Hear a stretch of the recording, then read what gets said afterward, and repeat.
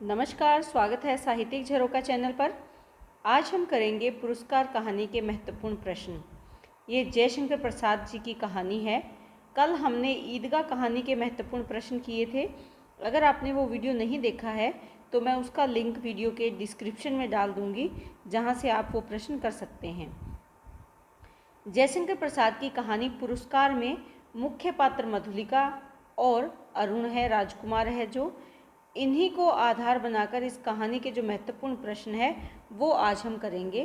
तो आइए देखते हैं।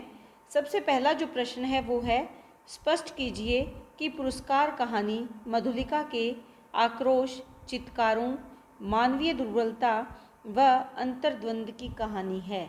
ये हमें क्या बताना है कि इस कहानी की जो नायिका है मधुलिका, कि इस कहानी का जो आधार है वो मधुलिका है और मधुलिका का आक्रोश यानी क्रोध है। क्रोध किसके प्रति?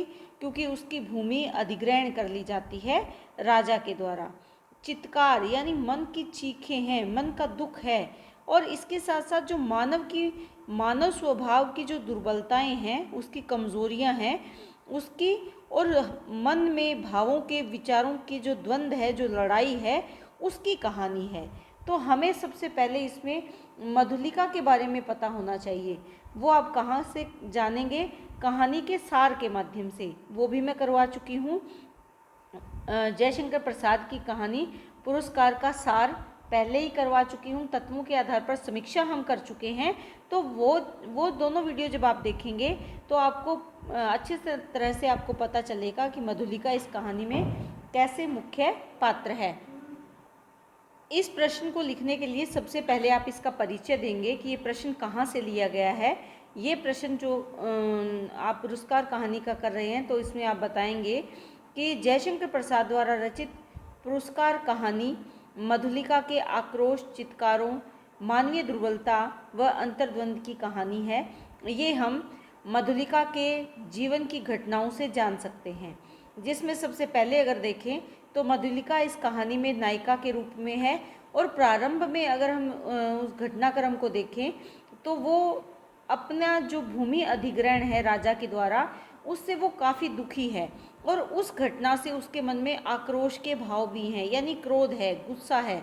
वैसे देखा जाए तो राजा के द्वारा भूमि अधिग्रहण कर ली जाती है और उसका चौगुना मूल्य भी चुकाया जाता है, लेकिन फिर भी क्योंकि मधुलिका ये मानती है कि ये भूमि उसके पूर्वजों की है और इस पर राजा का कोई अधिकार नहीं है, लेकिन क्योंकि वो इस राज्य के वफादार सैनिक सी मित्र की सेनापति सी मित्र की बेटी है, इसीलिए वो राज्य के नियमों का विरोध नहीं करती, लेकिन उसके प्रति उसके मन में आक्रोश के भाव हैं, जिसका वो बदला लेना चाहती है। इसके बाद चित्कारों की अगर बात करें तो उसके मन में इन विचारों के कारण, क्योंकि उसे पता है कि उसका जो भविष्य है वो संकट में है। उसके पास कोई साधन नहीं है, कोई उसका अपना नहीं है। ये जो अभाव हैं जीवन के, ये जो अकेलापन है, वही उसे राजकुमार अरुण की तरफ आकर्षित करता है। तो ये मनुष्य का स्वभाव है कि वो अपने कल्पनाओं के सहारे अपने जीवन को जीने का तरीका ढूंढने लगता है और किसी न किसी सहारे की ओर आकर्षित होता है या किसी सहारे को प्राप्त करना चाहता है। यहाँ पर लोभ और प्रतिशोध ने उसे पतन की ओर चला दिया है। ये पतन के मार्ग पर चल पड़ी है। लोभ भी है उसमें और प्रतिशोध भी है। लोभ किसका है? अपने प्रेम को प्राप्त करने का, अपने मान सम्मान को प्राप्त करने का। और प्रतिशोध किससे? राजा से। क्योंकि वो राजा से बदला लेना चाहती है, क्योंकि उसकी भूमि अधिग्रहण कर ली गई है। लेकिन इसके साथ साथ अगर देखें तो वो तुरंत निर्णय लेना भी जानती है। उसे पता है कि उसकी नियति को उसे ही तय करना है और इसी निर्णय के लिए वो एकदम से खुलकर सामने आती है और राजा के पास जाकर वो सारी सच्चाई बता देती है। उसका प्रत्येक निर्णय उसके जीवन के लिए प्रतिकूल हो और इसके साथ साथ राज्य की या कौशल देश की रक्षा करके और अरुण के साथ वो विश्वासघात करे तो भी उसका मन काफ़ी दुखी है। ये जो विचार हैं, ये अंतर्द्वंद के विचार हैं, यानी उसके मन में लड़ाई है, मन में भावों की लड़ाई है, विचारों की द्वंद्व है। क्योंकि वो एक तरफ तो अरुण को पाना चाहती है, दूसरी तरफ को वो कौशल राज्य के प्रति जो उसका राष्ट्रीय प्रेम है उसके साथ भी अन्याय नहीं करना चाहती, उसके साथ विश्वासघात नहीं करना चाहती। तो वो जानती है कि अगर उसने राज्य के साथ विश्वासघात किया तो दोबारा से सम्मानपूर्वक जीने के रास्ते सभी बंद हो जाएंगे। लेकिन प्रेमी अरुण के प्रति भी वो अपने प्रेम भाव को व्यक्त करती है। जब स्वयं के लिए प्राणदंड की इच्छा वो व्यक्त करती है तो वहाँ पर उसके जो मनुष्यता को बचाने की अंतिम कोशिश है, अंतिम आकांक्षा है, वो स्पष्ट होती है। तो इस तरह से अगर हम देखें तो ये जो कहानी है ये प्रेम और दायित्व के जंग की कहानी है, भारतीय नारी के आदर्श की कहानी है कि किस प्रकार एक भारतीय नारी अपने कर्तव्य का पालन करते हुए प्रेम को भी हारने नहीं देती।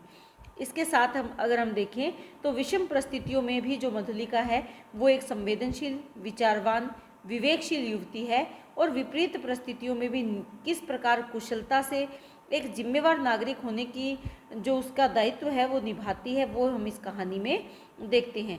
क्योंकि किसी के भी व्यक्ति में अगर मनुष्यता का गुण है तो उसके सबसे पहली शर्त क्या है, वो है ईमानदारी, त्याग, और वो हम मधुलिका के चरित्र में देख सकते हैं।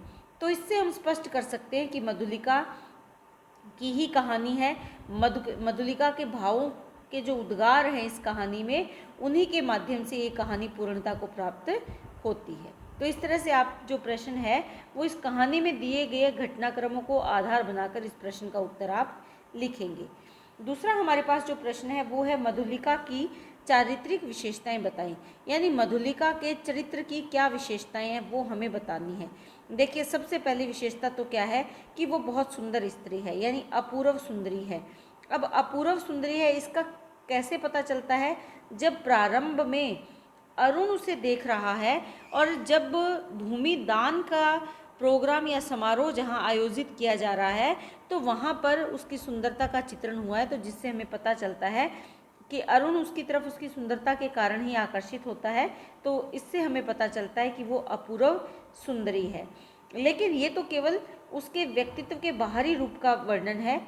इसके साथ साथ अगर उसके मन के भावों को देखें, उसके भावों को पढ़ने की हम कोशिश करें तो वो स्वाभिमानी भी है और वीरता से परिपूर्ण है।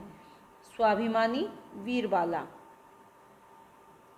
ये हम एक ही पॉइंट में डाल सकते हैं। स्वाभिमानी भी है और वीर बालिका है, दोनों जो उसके चरित्र की विशेषताएं हैं एक पॉइंट में डाल सकते हैं। स्वाभिमानी कैसे, 4 गुना कीमत लेने के बाद भी वो उसको इनकार कर देती है और वो दिया गया जो भूमि के बदले दिया गया जो धन है वो राजा पर ही वार कर वहाँ पर उछाल देती है।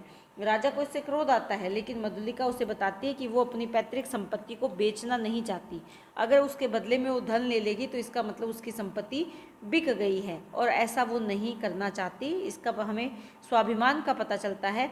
और राजा के सामने इस तरह से अपने विचारों को व्यक्त कर देना, अंतिम क्षणों में जब अरुण राज्य पर हमला करने जाता है तब वो निर्णय लेती है कि वो राजा को सारी सच्चाई बता देगी और रात्रि के समय वो राजमहल में पहुंचकर सारी सच्चाई बता देती है। तो इससे उसकी वीरता का हमें पता चलता है। तो स्वाभिमानी भी है और वीर वाला भी है। इसके साथ साथ कर्मठ और त्यागमयी है, यानी कर्म के प्रति पूर्णतः समर्पित है, कर्म का भाव है उसमें। कर्मठ कब हमें पता चलता है कि वो कर्मठ है, जब राजा उसके पालन पोषण की सारी जिम्मेदारी उठा लेता है लेकिन फिर भी वो उससे इनकार करती है और वो कहती है कि वो अपने कर्म से, अपनी मेहनत से जो जीवन का गुजारा है या जीवन यापन है वो अपनी मेहनत से ही करना चाहती है। त्याग देती है, राजा के द्वारा दी गई सुख सुविधाएं तो वो त्याग ही देती है, लेकिन अंतिम समय में वो अपने प्रेम का भी राष्ट्र के लिए त्याग कर देती है। इससे हमें पता चलता है कि मधुलिका त्यागमयी स्त्री है।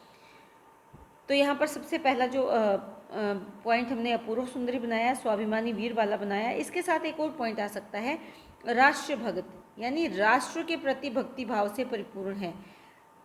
राष्ट्र के प्रति अपने प्रेम को वो अभिव्यक्त करती है। जब वो अरुण की सारी सच्चाई राजा के सामने बता देती है तो वहाँ पर उसका कौन सा कर्तव्य उसे बुलाता है, राष्ट्र भक्ति का जो कर्तव्य है, राष्ट्र के प्रति जो उसका कर्तव्य है वो उसका प्रबल है और इसीलिए वो अपने प्रेम को, अपने प्रेमी को त्याग देती है राष्ट्र को बचाने के लिए। उसकी सारी योजना जाकर वो राजा को बता देती है।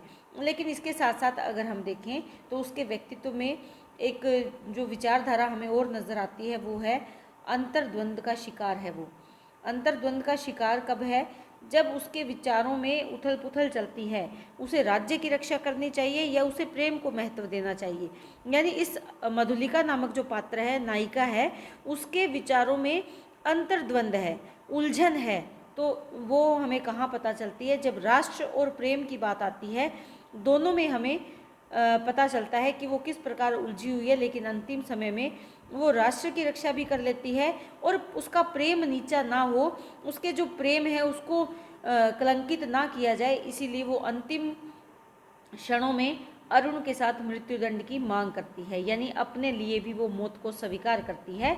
किस लिए? ताकि उसे उसका जो प्रेम है, व्यक्तिगत जो प्रेम है, वो उसके प्रति भी ईमानदारी व्यक्त कर पाए, या उसको वो धोखा नहीं देना चाहती, इसीलिए वो व्यक्तिगत प्रेम का आदर्श प्रस्तुत करते हुए ये सिद्ध करती है कि वो राष्ट्र प्रेम की भी रक्षक है और व्यक्तिगत प्रेम के प्रति भी अपने आप को समर्पित कर देती है। तो ये मधुलिका के चरित्र की प्रमुख विशेषताएं हैं जो आज हमने की। बहुत इम्पोर्टेंट है ये प्रश्न, अक्सर ये 4 नंबर के लिए पूछ लिया जाता है। तो उम्मीद करती हूँ कि पेपर की दृष्टि से आपके लिए प्रश्न काफ़ी महत्वपूर्ण सिद्ध होंगे। इनको बहुत अच्छे से तैयार करना है, भूमिका बनानी है आपको। भूमिका में आप बताओगे कि कहानी का नाम क्या है, किसके द्वारा लिखी गई कहानी है और इस कहानी का मुख्य घटनाक्रम क्या है। उसके पश्चात पूछे गए प्रश्न को आप लिखोगे और अंत में निष्कर्ष बताओगे। इसी तरह से आपको दोनों प्रश्न तैयार करते हैं। तो इसी तरह अपने कमेंट करते रहें, वीडियो को लाइक, शेयर और सब्सक्राइब ज़रूर करें। बहुत बहुत धन्यवाद।